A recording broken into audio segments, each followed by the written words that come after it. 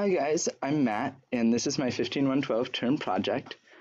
I chose to recreate the board game Quoridor and write an algorithm so that you can play against the computer.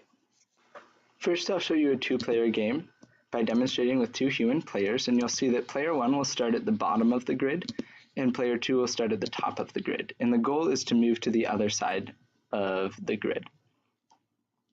Now you can follow the on-screen instructions, so you can move in any of the 4 cardinal directions, or on your turn you can also place a wall. You only get 10 walls in a game, so use them wisely. And an interesting thing about the walls is you cannot make it impossible for the other player to win, or yourself to win. So you'll see I can't block these 2 consecutive squares here because then blue would have no ability to get to the other side. You'll see that a 4-player game is very similar, with each player again having their own side.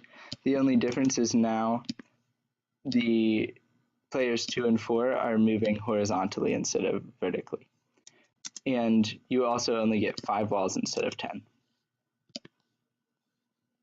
So one of the coolest features about my project is that you can also choose to play against the computer. And now you'll see there's an extra menu screen for selecting the difficulty level of the AI you're playing against. So there are 3 difficulty levels, easy, medium, or hard, and I will start by demonstrating easy. So you'll see the board set up the same way, and I can make the same opening move, but the computer will now play automatically.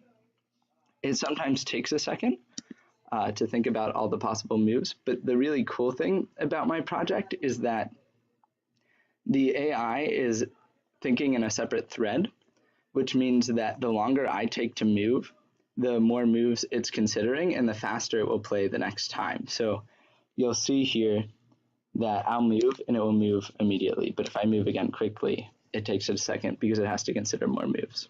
One of the challenging things about this game was designing the AI to be able to play against more than one other player, so it can play in the 4-player game as well. Also, it can play against other AIs even when there isn't a human present, so I can simply sit back and watch the computer play itself. I can even make these different AIs different difficulty levels, so I'll leave you with a clip of these AIs playing each other, and I'll speed it up a bit so that it doesn't take forever. Thanks for watching.